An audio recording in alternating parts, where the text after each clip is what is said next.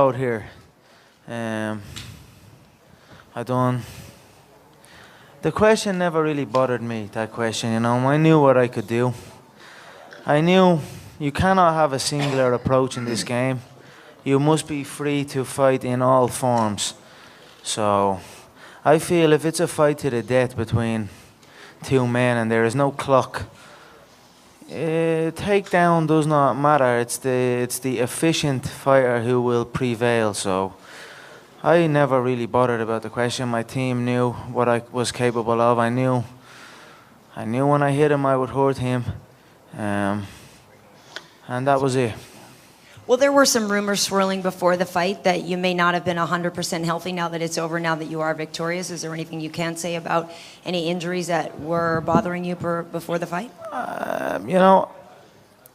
I'm just gonna let that be in the past because there's no point in bringing anything up really in my mind. I just know that I had a hell of a lot more wrong with me than a bruised rib, and I still showed up. I prepared for this camp essentially in the physical therapist room. You know what I mean? So I had a lot to deal with this camp. On top of all the media, everybody here, I love every single one of you people here, all the media, I'm grateful for every single one of you, but I am absolutely sick to death of you. I have done so much of it. So, but I don't know. I'm overwhelmed by what's happening right now, so I'm just trying to, my mind is in a million different places. And last question for you is you were taunting Chad a lot during the fight. You had your hands very low. What can you tell us about his power and how threatened you felt, if ever, during the fight? I didn't feel threatened. He's probably one of the hardest hitters. Beside me, I think he's probably number 2 heaviest hitter in the division. He's certainly the best wrestler in the division. But honestly, They try and find holes. They try and find questions that I have yet to answer. They try and find something that's going to break me. The weight cut, the wrestler, I don't know. There's always something, but I always prevail, and I am always confident that I can take whatever these people give. I can walk through everything, and he hit me one or two maybe, but I felt absolutely nothing. He cut me above the eye from bottom with a little elbow, but other than that, they were glancing blows, and I was speaking to him in there, and I knew I was being efficient here, and when my chance arose, I was gonna crack him with every shot I had, and I felt the body really broke him down, and then we put him away with a shot to the chin. Thank you and congratulations. Conor, back here to your right.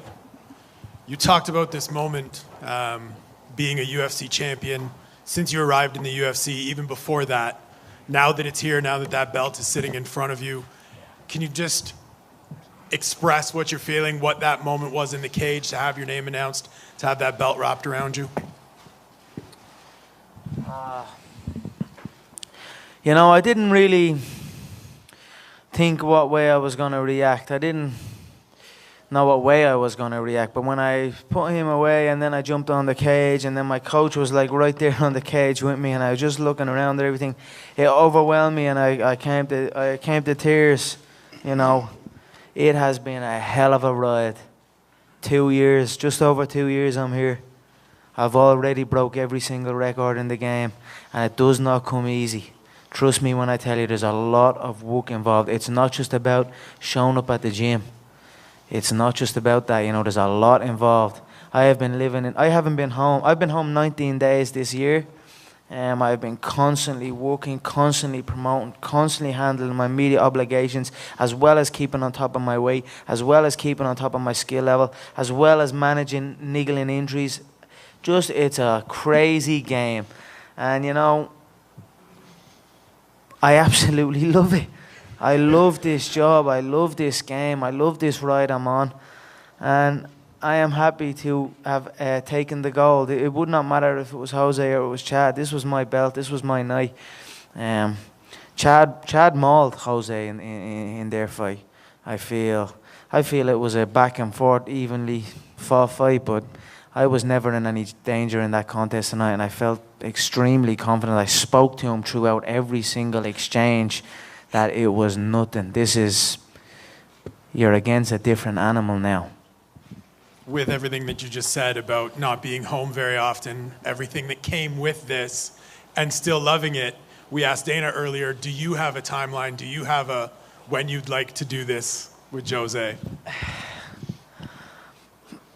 You know, I will talk, you know. Right now, tonight I'm going to toast good business. And it was damn good business.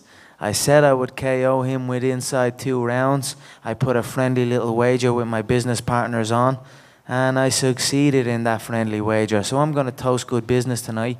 I'm going to head out. I'm going to celebrate with my country and with my team specifically. I want to give a shout out to my team that have been with me since day one. Everyone that's come up on this ride, and the people that came over to the Mac Mansion for 14 weeks out of their life and dedicated their whole life to me, and everyone that's been on this journey with me, we all stepped it up a notch here. So I honestly believe there is no such thing as self-made. I believe that is a term that does not exist, and for me it certainly doesn't. The people who've been around me my whole career have helped shape this moment, and this night and this moment is for them. So we will celebrate tonight. Conor, down here to your left. I know you said before you don't think that Jose Aldo's coming back and you think that he's running, but if he were to come back, do you think that a stadium is the only venue that could host that fight? We know we could do a stadium, no problem, but we will see. I heard about the new Vegas arena that's opening up. When I make my way to the gym, I see this new big Vegas arena. It's like a 20,000 plus seater. It looks like a phenomenal arena. Maybe there we can do it. I don't know. I heard they are planning maybe Vegas for it, but we'll see. I'm open. The stadium show in Dublin will happen. Make no mistake about that. But I'm going to put Jose at a distant memory right now because I don't think he deserves to be spoken about here. He didn't show up. This was the event that we built. He should have made that walk. And respect to Chad for making that walk and showing up. But in my opinion, Jose's done. If it comes back around, we'll discuss it then. But right now, this is my night. This is Ireland's night. This is Team Straight Blast Gym's night. My coach, John, my family, everyone that's been with me. This is our night. Also, do you talked about how much media you did build leading up to this fight. Did you learn anything through this process or have any plans to change how you approach doing media for a fight the next time around? You know, it's damn hard work. But then, and every time I say, you know what, fuck this.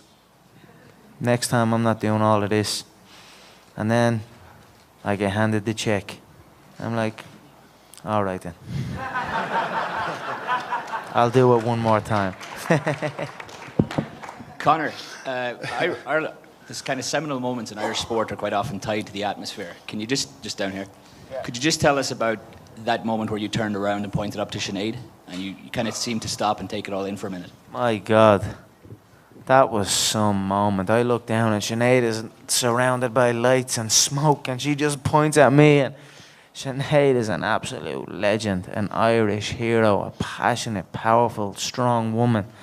And her voice sends chills through my spine anytime I listen to her. So to have her there singing live was an absolute honor. Even at the weigh-in, you know, I didn't really get to embrace what was actually happening at the weigh-in because I was cutting weight.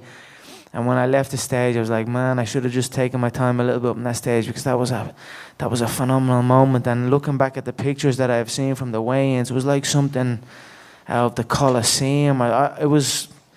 This whole weekend has been unbelievable, and honestly, I am extremely grateful for every person that made a lot of sacrifice, saved up to make this trip, because this is a big expense to come out here to Las Vegas, and that's, you know, that to me, when Jose pulled and didn't mention nothing about the fans or nothing like that, and then start supporting Chad, and it was just they were weird little buddies, that left a bad taste in my mouth, you know.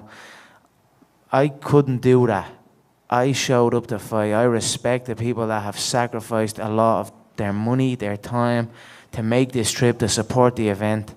So it just hit me all at the end of the fight, and it just overwhelmed me, the support and the passion from the fans. I am forever grateful. I'll take 2 more questions. Hi, Conor and Dana, for the both of you, just right down in front, guys.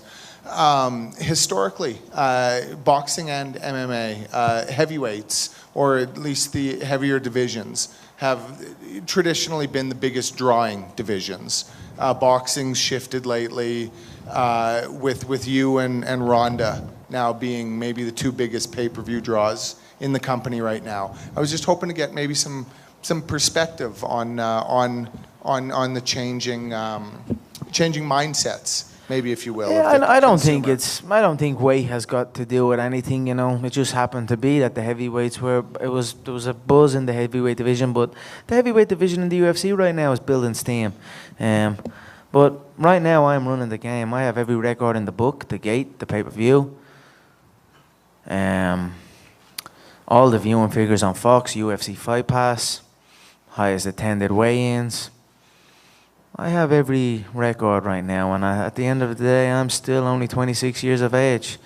I am still very, very young in this game. So I feel myself and Ronda's an absolute machine. She's an animal. And I relate to Ronda a lot because I know the work she puts in media-wise and training-wise, and I look at her and I take a great inspiration from Ronda and her work ethic. I feel it's me and Ronda at the top of the game. And I'm honored, but there are many exciting fights and exciting names coming up. I mean, Robbie Lawler was phenomenal. That Robbie and Rory fight was absolutely phenomenal. I must pay my respect to that. 2 absolute warriors took every shot and still came forward. I mean, this is what this sport is about. What a night of fighting, So I'm just happy to close out the show on the sport that I love and introduce everyone that may have not seen it before, maybe a new audience. But this is our sport. This is the UFC, and this is as real as it gets. Conor, tonight was about validation for you. Can you talk about the 2 defining moments of the fight? A, when you got up late in the second from that chokehold, it seems like you may have said something to him, or at least gave him a look, and then also the devastating left to end the fight. Yeah, I felt I was hurting him on the feet early. I think I said to him right at the start, because when we came, I have no ill feelings against Chad. The whole situation was weird to me because you throw in a guy that's 2 weeks out from a fight and it's a new guy, and then you have all his team talking all this kind of crazy stuff, and it was a weird situation, but I didn't really have any emotion towards Chad. It just happened to be what it was. So I felt like he was trying to sell the fight a little bit or build it up, but when we were coming to the weigh-in, I just wanted to go face to face. Let's just stand face to face and square off here. And he was bouncing around and clapping his hands, and Dana was separating us, and I said to Dana, let us just come face to face.